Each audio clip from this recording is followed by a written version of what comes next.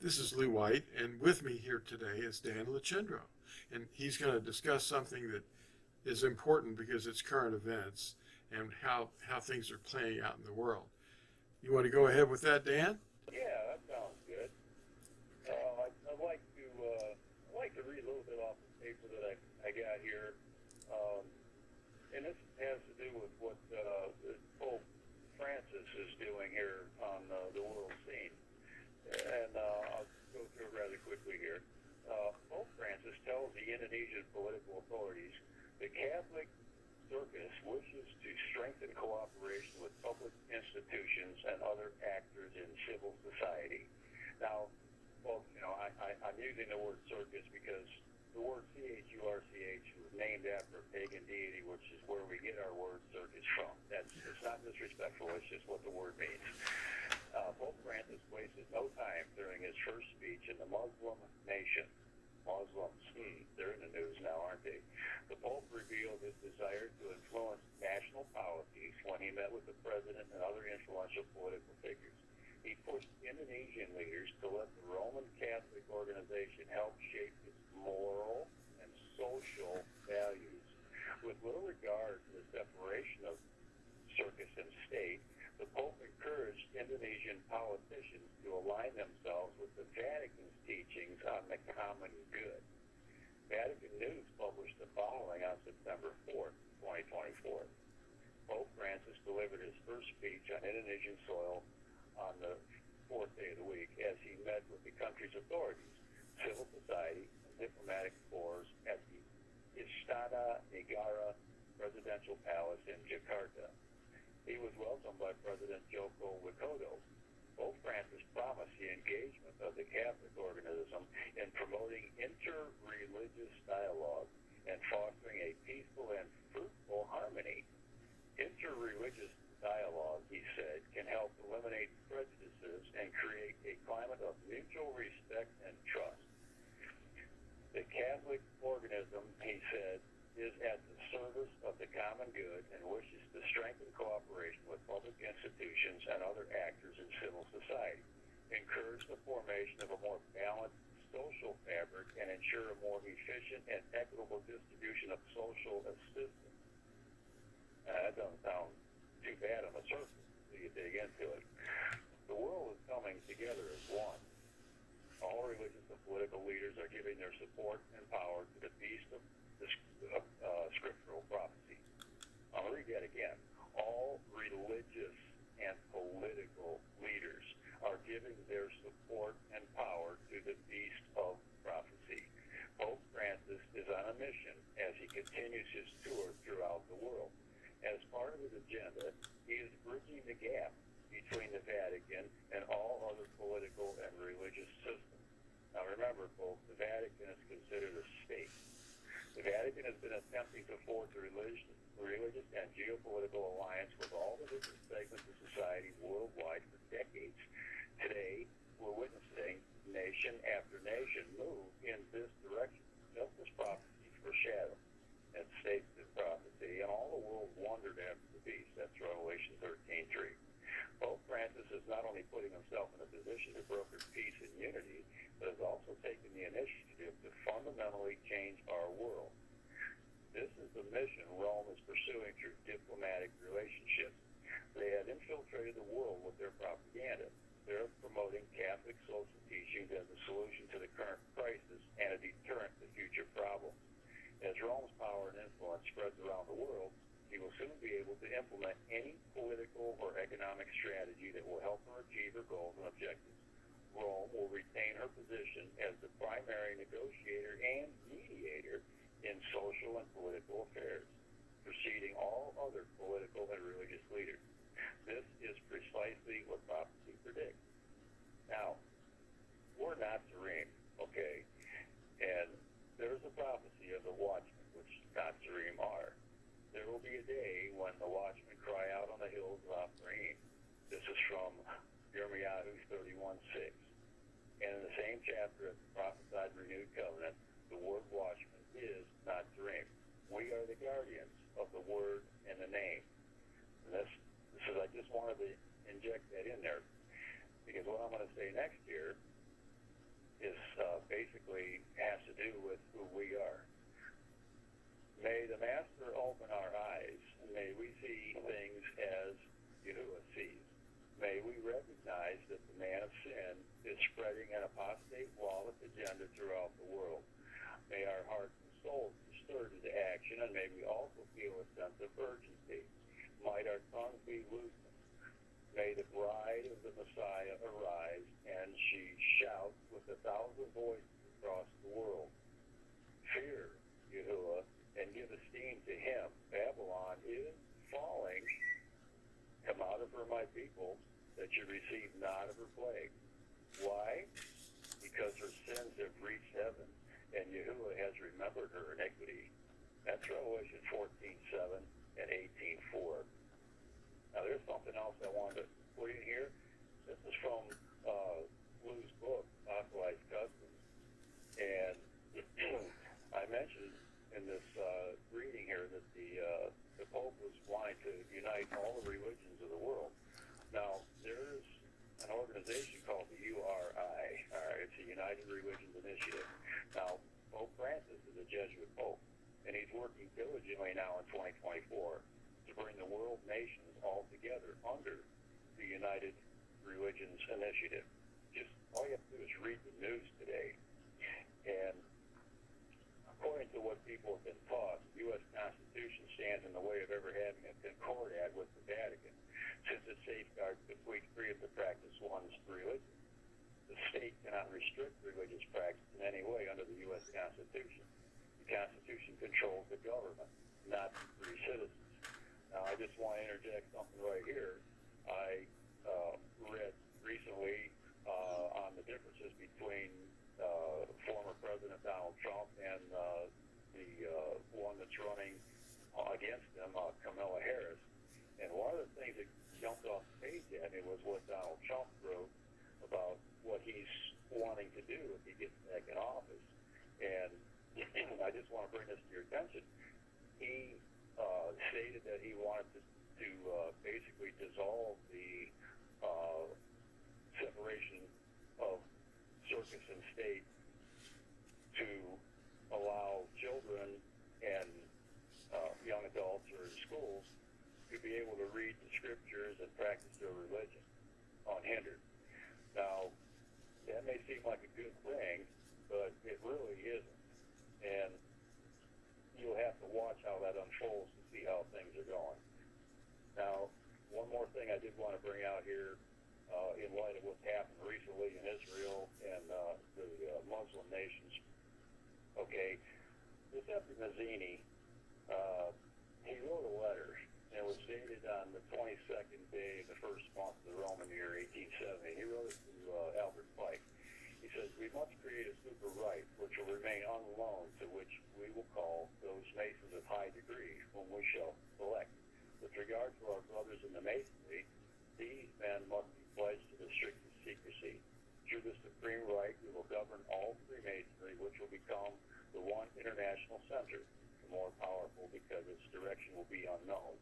Now, just as an aside there, Masonry is another, it's basically another tenet of the Jesuit order.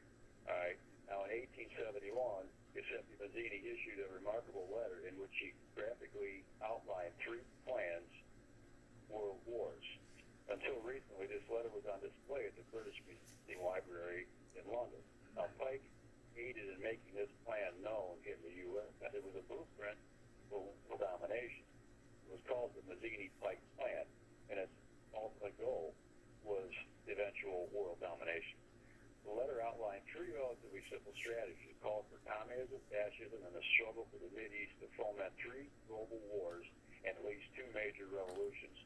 World War I was to destroy the Tsarist government of Russia and replace it with militant atheism. World War II would begin by manipulating Great Britain and Germany to achieve a global war, which was done almost single-handedly by Adolf Hitler. Now, World War III of the Mazzini-Pike blueprint called for the firing up of the controversy between the Israeli and the Muslim world. They hoped that the Zionists, and the Muslims would destroy one another and bring the rest of the world into a final conflict. The Great status. To fill the void created by the Great Battle would come a world government headed by the Illuminati.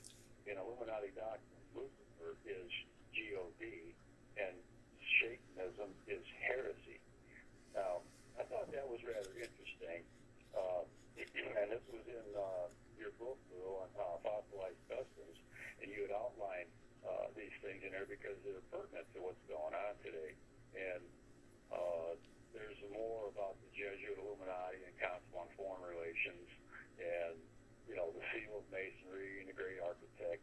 There's a lot of stuff in here that's basically it's what's going on today. And if you could connect the dots, between what you see in the news, even if it's the controlled media, they want to basically guide your thought process and your opinions through manipulated news.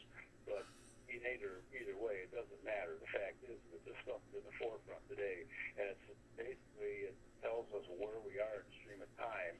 And here in the last days, if you read Scripture, it tells us in Kepha, I think it's first Kepha, I think it is, about the last days, about how people will be basically going against each other, even families, relatives against relatives. And we have it all right here. And it's right in front of us, happening all around. Look at the shopping centers, and just everything's falling apart. But I did want to say that us as Natsarim, we're here to wake people up. We're here as messengers of Yahushua. We're Yahusha'S body, and we're just continuing His work through our vessels. He's using us. None of this stuff is our doing at all. It's His working through us to reach His people. To get out of these organizations, get away from this nonsense and get back to the Torah, get back to the Scriptures, His Word, calling His name. We know His name is now. It's not a secret anymore. Teach people. And, we need to reach people while we still have a little bit of time left here. So, basically, that's what I wanted to say today, Lou. And if you have more to add to that, I'm sure it'd be much appreciated.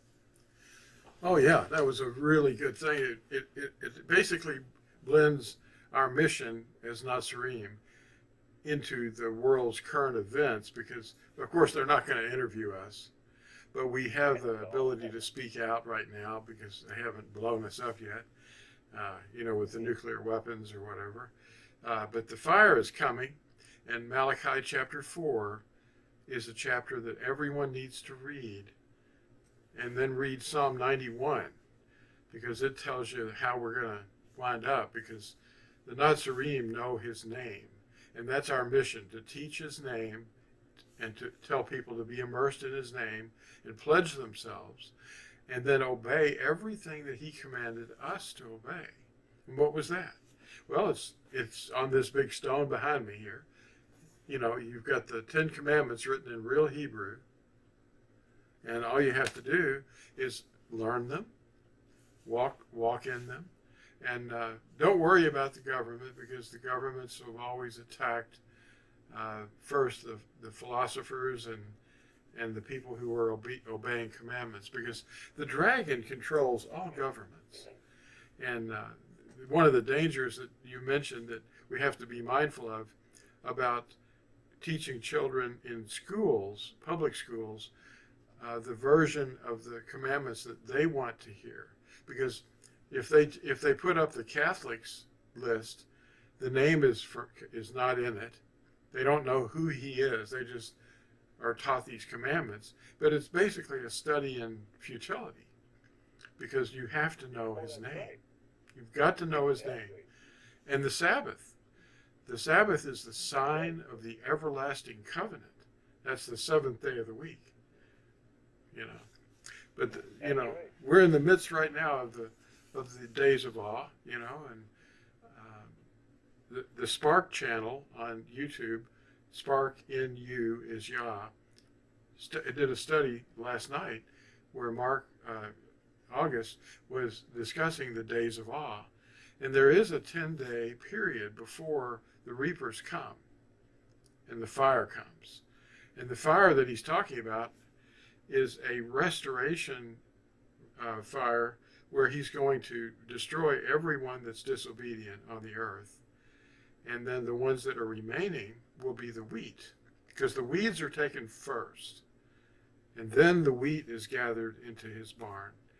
There's nothing left over. So you have to, basically obey his commandments so that you can understand Revelation chapter 22, verse 14.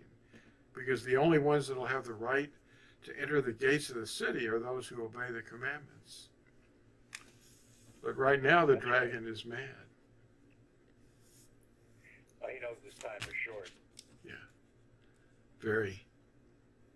So all Dan and I are here to do, as are all the Natsarim on the face of the earth, is to get people aware of the name and to obey his commandments, because this is the duty of all mankind. Ecclesiastes 12, verses 31 and 32. And an interesting thing here too, Lou, is that the Pope, being the supposed leader of the Christian world out there, is not saying one peep about keeping the commandments, even if they are their version, the ones that have been distorted. They're not mentioning any of that. So disregard anything that they're saying. It's all nonsense and it's distraction. Okay, we've got to get back to the real word, get back to Yahusha'S word, and do his will. Listen to the Torah, do the Torah, and commandments. That's the marriage covenant right there. Yeah, and the Pope has another system called sacraments, and that to the Catholics are basically everything that is important to find deliverance, and that's not it at all. They don't mention the blood of Yahusha, that his covering blood is the thing that covers your crimes against his everlasting covenant. Anything else that you want to mention before we shorten this? I think that probably summed up most of what I had to say today. Yeah, it was really well done. Well, thank you, Dan, for being here to help make these videos, and we hope that your health continues to improve. All right, thank you. Thank you. Bye.